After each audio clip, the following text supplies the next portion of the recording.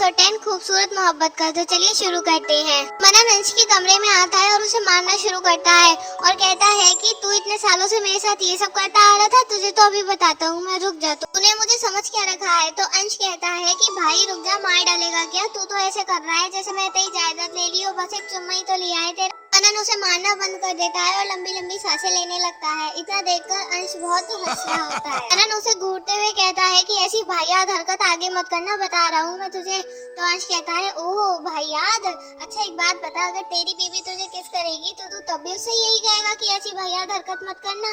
सुनकर मनन मनाली के ख्यालों में खो जाता है और उस पल को याद करने लगता है जब वो मनाली के साथ था। मनन को ख्यालों में खोता देखकर अंश उसके सामने हाथ हिलाता है और कहता है मिस्टर मजनू, ख्यालों से बाहर आ जाइए और जब परी जी घर पे आ जाएंगी तब देख लीजिएगा। मनन स्माइल करते हुए कहता है हाँ यार, उसी का इंतजार है, पता नहीं कब आएगी वो।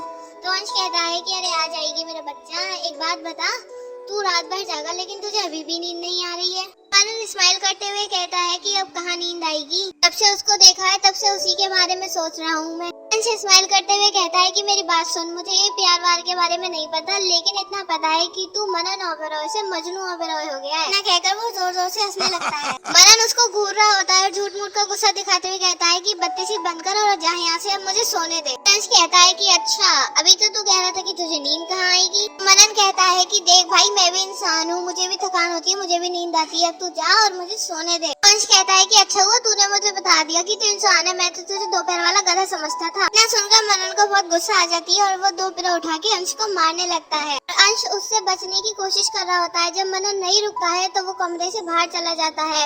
मनन तभी अपना रूम लॉक कर लेता है और कहता है कि अब तूने मुझे परेशान करा तो 6 की 6 गोलियां तुझ में उतार दूंगा। बाहर से अंश कहता है कि ओके मेरी लैला। इतना कहकर अंश हंसते हुए नीचे चला जाता है। फिर मनन अपनी शर्ट उतारता है जिसमें उसकी मस्कुलर बॉडी दिख रही होती है और वो बेड पे लेट जाता है। बेड पे लेट के वो टाइम देखता है तो 3:30 बज रहे होते हैं। फिर वो मनाली के बारे में आंखें बंद करके सोचने लगता है और उसको नींद आ जाती है। फिर अंश नीचे स्विमिंग पूल में स्विम करने चला जाता है। वहीं दूसरी साइड सुभाष जी, मंदिरा और रानी जी घर वापस आ जाते हैं मंदिर से और देखते ही देखते शाम हो जाती है। फिर मनाली कोई किताब पढ़ रही होती है अपने कमरे में, उसका गेट खुलता है और रानी जी आती है। रानी जी को देखकर वो अपनी किताब छुपा देती है। रानी जी उससे कहती है कि क्या कर रही है, कब से, जल्दी से तैयार हो जा, साहब के घर जाना है खाना बनाने के लिए। इतना सुनकर मनाली तैयार होके जाने लगती है। तभी रानी जी उससे कहती हैं, रुक लड़की और मेरी बात सुन, तू वहाँ पे सिर्फ खाना बनाने जा रही है तो ध्यान रखना इस बात का, गुलछर्रे मत उड़ाना, वहाँ पे मर्द है, अपना ध्यान रखना और जैसा पिछली बार हुआ था ऐसा कुछ भी ना हो, अपना ही खूबसूरत चेहरा ढककर रखना। ऐसे ही बुरा भला बोलकर उसे समझाने लगती हैं। इतना सुनकर मनाली की आंखों में आंसू आ जाते हैं। फिर रानी जी कहती हैं, अब जा, मेरा मुंह क्या देख रही है। सुभाष जी कहते हैं कि ये पैसे रख ले साहब के घर जाने के लिए। तो रानी जी कहती है इसके पैर सलामत हैं, पैसों की क्या जरूरत है। तो सुभाष जी कहते हैं रानी जी साहब का घर यहाँ से बहुत दूर है। तो रानी जी कहती है कि कोई जरूरत नहीं है, ये खुद चली जाएगी। इतना सुनकर वो जाने लगती है। फिर वो अपनी चाची की बातें याद करती है कि वो उसको कितना बुरा भला कहती हैं, वो उसकी सगी है फिर भी उसका साथ नहीं देती हैं। फिर वो अपने पास्ट के बारे में याद करने लगती है, अगर मम्मी पापा ना हो तो जिंदगी कैसी हो जाती है। और उसकी आंखों में एक सूनापन होता है और सड़क को देखते हुए वो चुपचाप जा रही होती है। फिर ऐसी बातें याद करते हुए वो कुछ समय बाद मनन के घर पहुंच जाती है। घर में अंश बाकी सब लड़कों के साथ बैठ के बातें कर रहा होता है। वो गेट पे पहुंचती है तो उसे सिक्योरिटी गार्ड रोक लेता है। वो उसका नाम पूछता है, वो अपना नाम मनाली बताती है तो सिक्योरिटी गार्ड उसे जाने लगता है और उसे रोकने के लिए सॉरी कहता है। फिर मनाली अंदर जाती है तो देखती है वहाँ पे सब आदमी लोग बातें कर रहे होते हैं।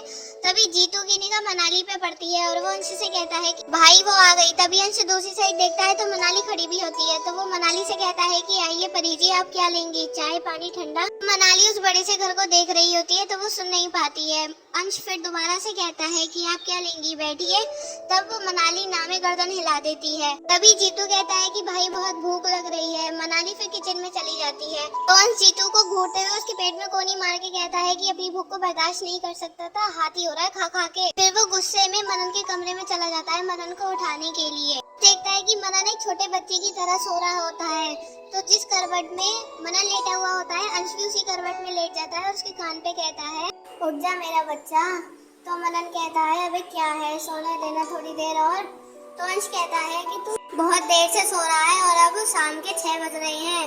तो वो मुंह पे हाथ रखते हुए कहता है तो क्या हो गया, थोड़ी देर और सो जाऊंगा। तो अंश कहता है परी जी आई हैं। मनन मुंह पे तकिया रखते हुए कहता है कौन परी जी। तो गाइस इसी के साथ हमारा एपिसोड 10 खत्म हो जाता है। आपको कैसा लगा हमें कमेंट करके जरूर बताइएगा। लाइक और शेयर करना मत भूलिएगा और अगर आप चैनल पर नए हैं तो सब्सक्राइब कीजिए।